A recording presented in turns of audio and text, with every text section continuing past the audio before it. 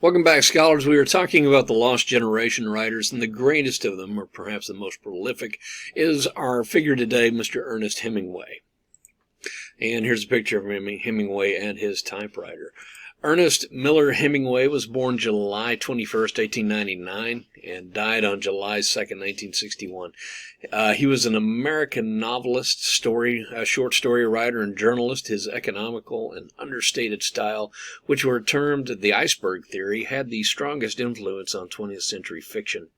While his adventurous lifestyle and public image brought him admiration from later generations, Hemingway produced most of his work from the mid-1920s to the mid-1950s, and he was awarded the 1954 Nobel Prize in Literature.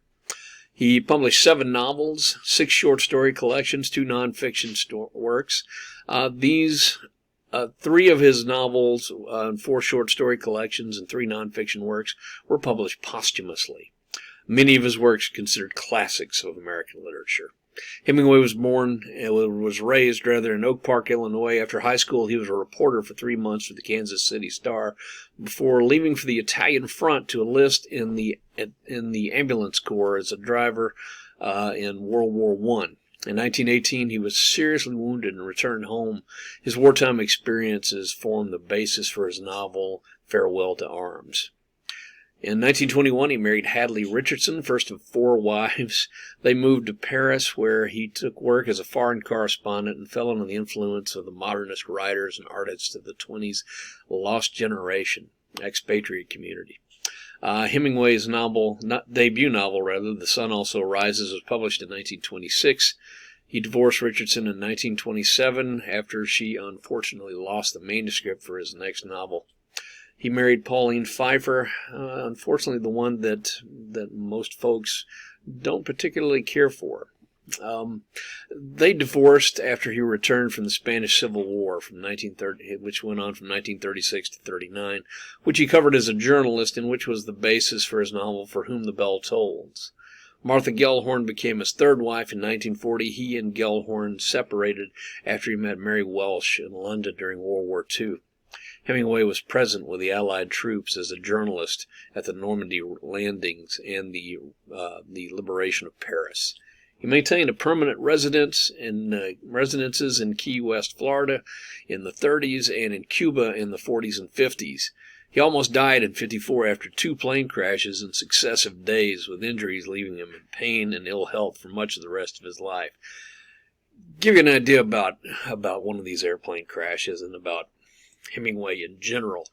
Everybody else got out of the plane, but he'd gained a lot of weight and he couldn't squeeze out.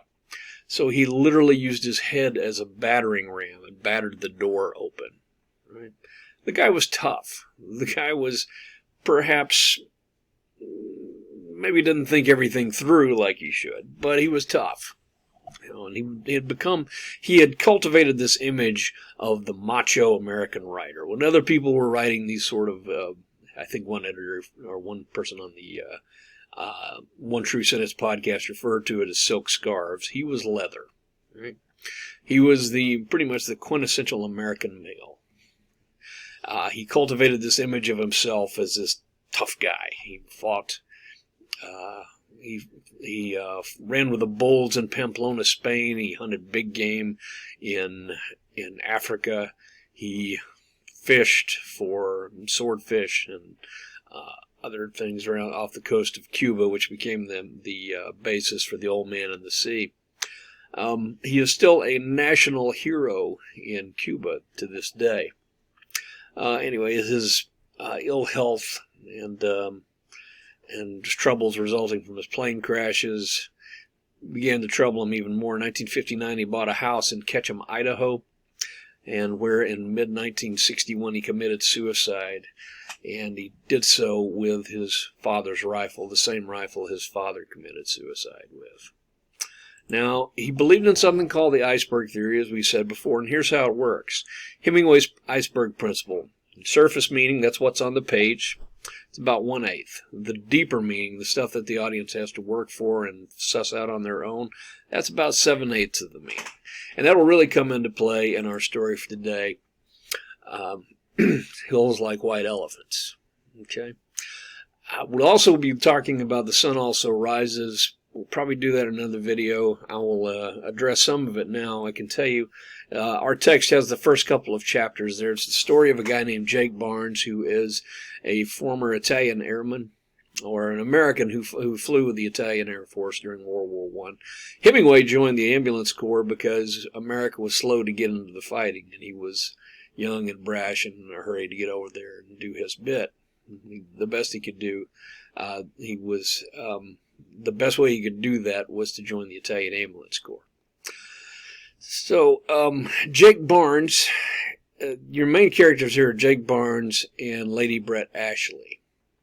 And there's this terrible juxtaposition between the two of them. Jake Barnes was injured in a plane crash. His plane was shot down, and he survived, but at the cost of his testicles. It's generally accepted that Jake is impotent, that he has been rendered either unmanned or no longer functional as a result of his injuries. The Italian sergeant called it, or the Italian officer said he had sacrificed more than anyone else had. Which is why he's comfortable picking up a prostitute in the opening scene of the novel. He just, winds up having dinner with this hooker. And he picks her up because he knows, well, what's the point? It's just nice to toy with it. Kind of like, a former alcoholic standing outside of a bar and not going in. To use an example. And then there's Lady Brett Ashley, who shows up later. Now, Lady Brett Ashley, the story with her, she was Jake Barnes' nurse. She was married to a British lord who was killed in the fighting, and as a result, she has been so traumatized that she has decided not to take anyone on, not to fall in love again, but goes from lover to lover throughout the course of the novel. And of course, you have the other characters whose names escape me now, but they'll show up, and they may make an appearance in the bar scenes here. And so you have these two characters who are separated, who are perfect for each other, but at the same time can never be together because the one thing that Lady Brett Ashley needs, he can't give to her. And I'm a professor who taught me the novel the first time when I was studying American novel in undergrad said that as a result of her emotional trauma, Lady Brett has become something of a nymphomaniac. All of her trysts are physical, but there's no real emotional intimacy there. She can't do that with anybody except for Jake. And in one respect, Jake is perfectly safe because he can't perform sexually. And therefore, she sees him as her friend. Right? He's literally completely in the friend zone forever. And as much as she loves him, as much as they love each other, they can never be together. And in an odd sort of way, the thing that brings them together is also the thing brings them together and keeps them together is also the thing that keeps them apart. Yeah. Now, I said Hemingway was a lost generation writer. This is, of course, as I mentioned in the Sherwood Anderson video, this is a group of people who came back from World War I with a sense of desolation and distress and cultural exhaustion.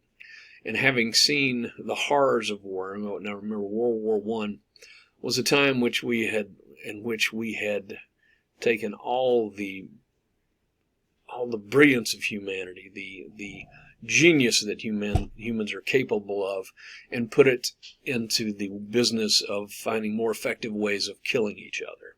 Yeah. Okay, so you have a group of people who just want to exist until they don't exist anymore. And you have almost an entire generation of the flower of British youth wiped out. Most of the British youth who went off to World War I didn't come back. Those that did were horribly disfigured, and they suffered from They called it shell shock at the time. Today we would call it post-traumatic stress syndrome, because there had never been the sort of artillery and weaponry brought to bear in war that we had in World War One.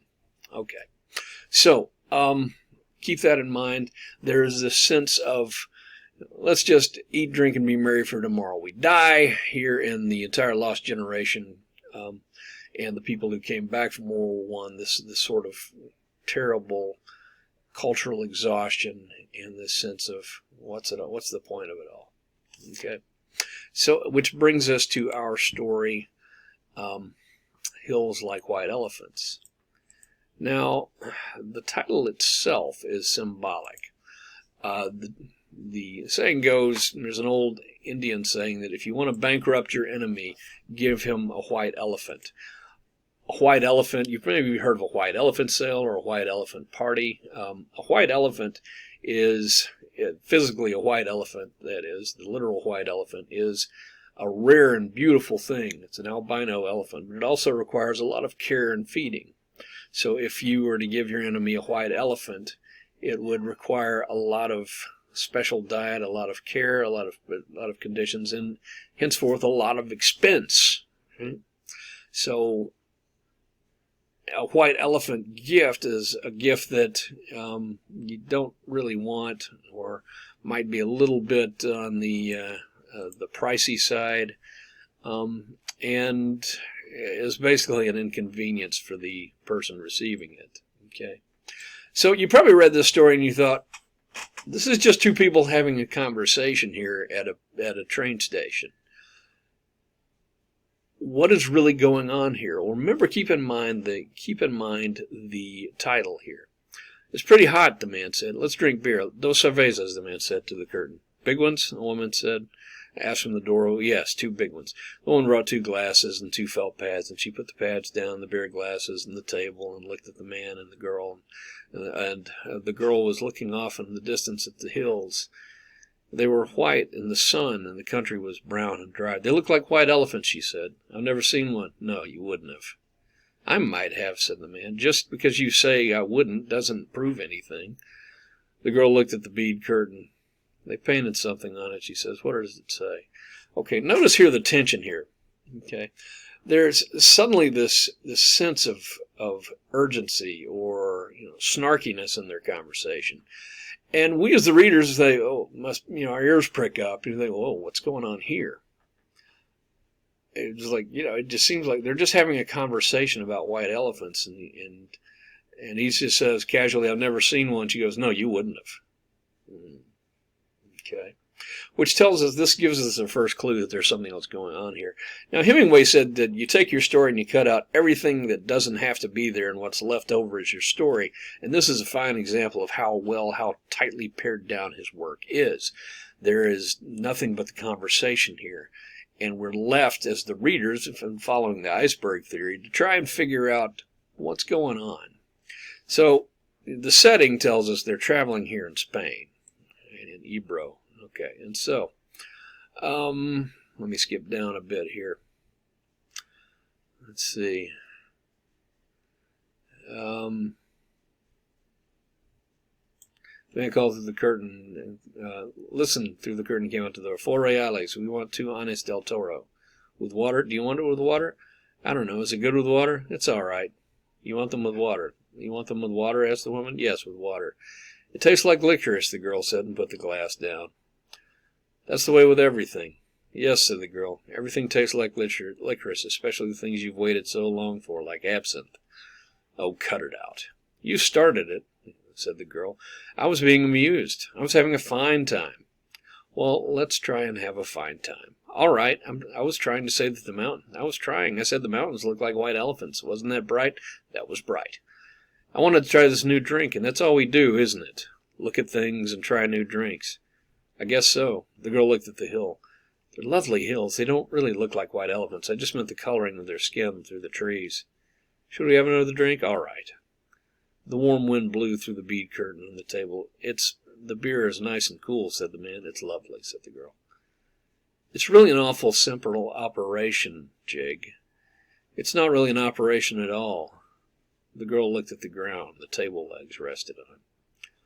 I know you wouldn't mind it, Jig. It's really nothing at all. It's just to let the air in. The girl did not say anything. I'll go with you, and I'll stay with you all the time. They just let the air in, and then it's perfectly natural. Then what'll we do afterward? We'll be fine afterward, just like we were before. What makes you think so? That's the only thing that bothers us. It's the only thing that's made us unhappy. The girl looked at the bead curtain, put her hand out, and took 2 of the strings of beads.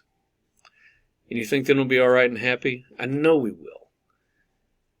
You don't have to be afraid. I know lots of people that have done it. Okay, again, there's something going on here. And we're not really privy to it because they're kind of hush-hush about it. They're speaking in coded language, right? Now, this was in the days before social media, cell phones, where people were so upfront about their business, especially things that might be a little bit shady. So what they're doing is they're having this discussion with some pretty coded language, so that they know what's going on and they know what they're talking about, but the casual listener won't be able to tune in and figure it out. Okay, and you get the sense here that they're on 2 opposite sides. We have the man here who's saying, "Oh, look, it's real simple. I'll go with you. We'll get this done, and then we'll be fine." The girl's not quite so convinced, is she? Because she's staring down at the table and she's not really talking. All right, so let's read on, see what happens. So have I, said the girl. Now remember, she's responding to the American who said, I've known a lot of people who've done it and they were fine afterward. So have I, said the girl, and afterward they were all so happy. Well, said the man, if you don't want to do it, then I wouldn't have you do it if you don't want to. But I know it's perfectly simple, and you really want to. I think it's the best thing to do, but I don't want to do it if you don't really want to. And if I do, you'll be happy, and things will be like they were, and you'll love me. I love you now. You know I love you. I know. But if I do it, then it'll be nice again. If I say things like white elephants, and you'll love it, I'll love it. I love it now, but if you just can't think about it, you know how I get when I worry. If I do, you won't ever worry. I won't worry about that because it's perfectly simple. Then I'll do it because I don't care about me. What do you mean? I don't care about me. Well, I care about you. Oh, yes, but I don't care about me, and I'll do it, and then everything will be fine.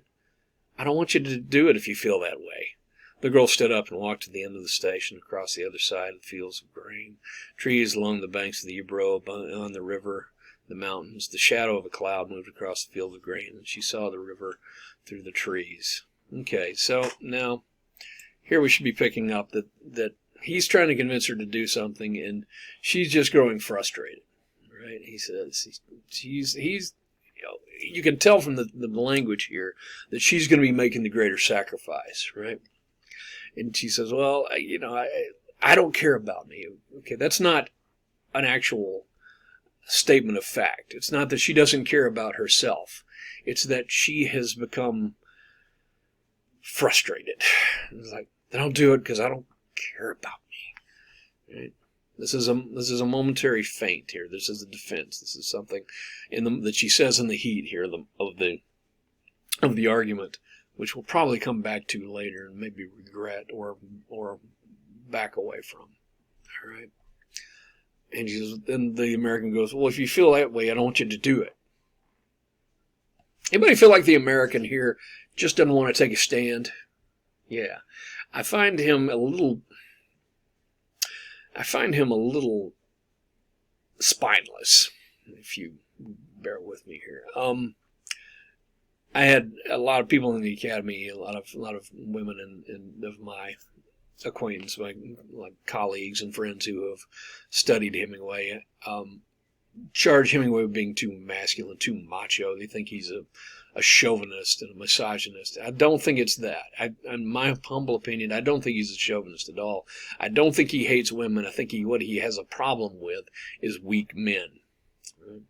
Fitzgerald once said of Hemingway, in his many ways, 4 wives, the problem with Ernest is he thinks he's got to marry them all. Yeah, which there's a certain merit to there. After all, he got married 4 times, and toward the end of his life, he said, I really never should have divorced Hadley. Virginia Hadley, his first wife.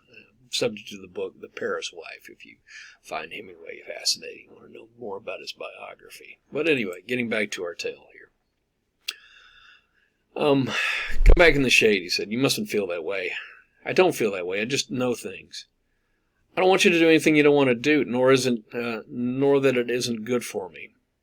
I know. Could we have another beer? All right, but you got to realize. I realize. Can't we maybe just stop talking? Okay. Here you get the point. You get the sense is like, guys tend to want to do that. They want to just fix it right away. Fix it right. We got to fix this right now. And sometimes the best thing is to not try to fix it. Shut up and let her process it. But anyway, they sat down at the table, and the girl looked across the hills on the dry side of the valley and the manager sat at the table. You've got to realize, he said, and here he goes again, that I don't want you to do it if you don't want to. I'm perfectly willing to go through with it if it means anything to you. Doesn't it mean anything to you? We could get along. Of course it does, but I don't want anybody but you. I don't want anyone else. And it's perfectly simple, and right there's a clue. I don't want anyone but you. I don't want anybody but you. I don't want anyone else. Okay. Yes, I know it's perfectly simple. It's all right for you to say that, but I do know it. Would you do something for me now? I'd do anything for you. Here we go. Would you please, please, please, please, please, please, please stop talking? He didn't say anything, but he looked at the bags against the wall of the station. There were labels on them from all the hotels where they had spent nights. Okay. Also a clue. There were labels on them from all the hotels where they'd spent nights. But I don't want you to, he said. I don't care anything about it. I'll scream, the girl said. The woman came out through the curtain with 2 glasses of beer and put them down on felt pads. The train comes in 5 minutes, she said. What did she say? Said the girl, the train is coming in 5 minutes. The girl smiled brightly at the woman to thank her. Okay. And what happens here? What is happening here? The man just isn't getting it. Or maybe he does get it, and he's pressing his argument here.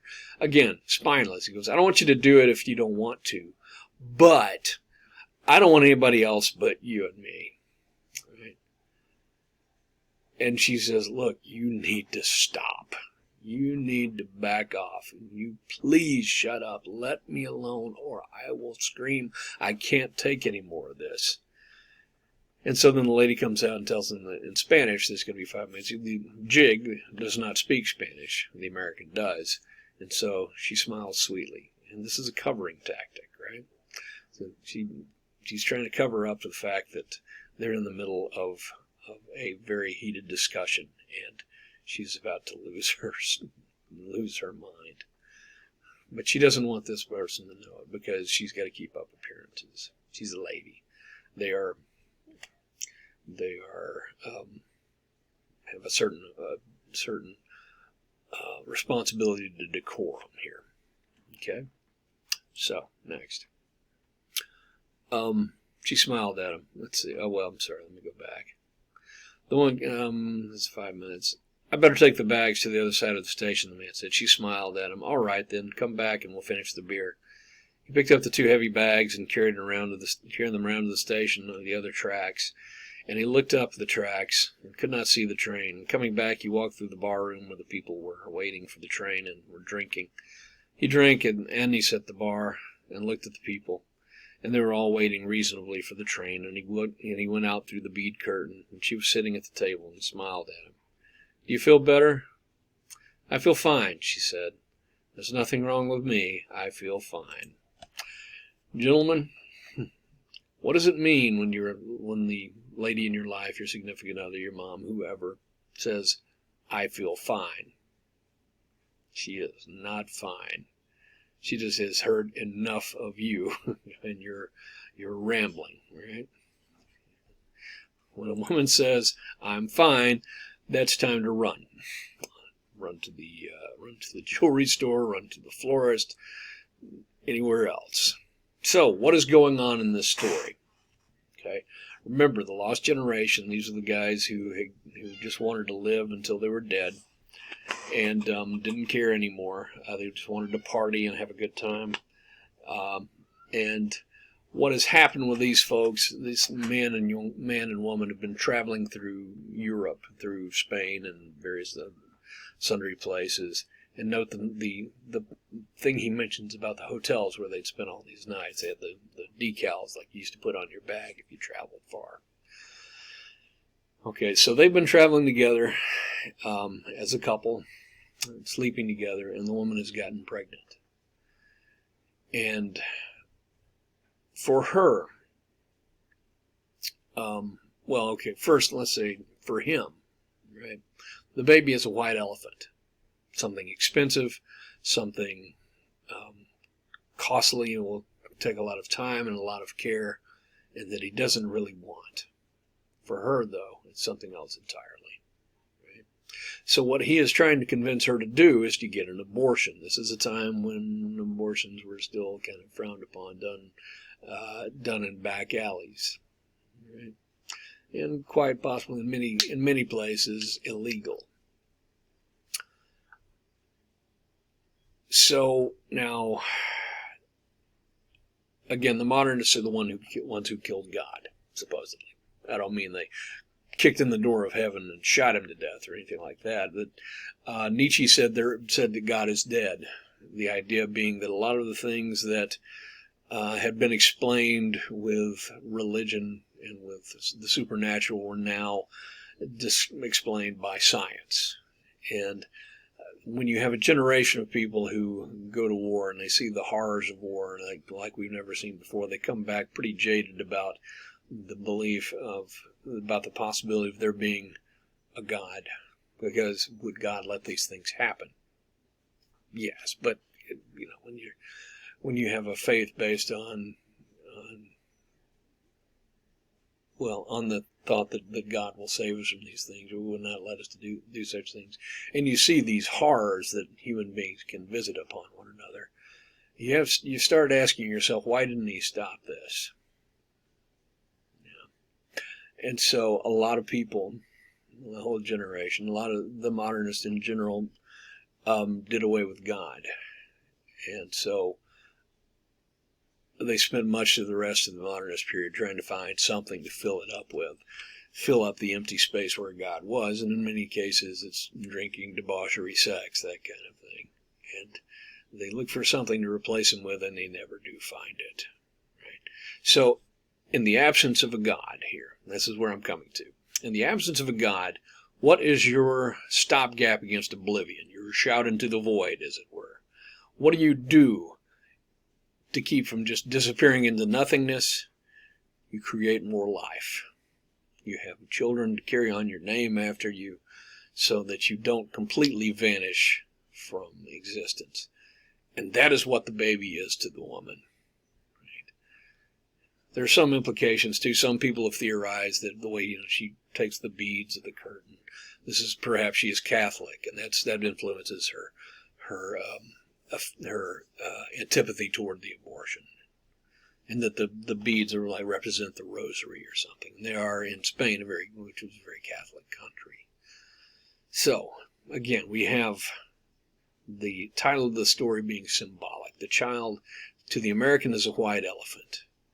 To the girl, something else entirely. And these two people who have gotten in a family way. And the ending is ambiguous because we don't know what she does.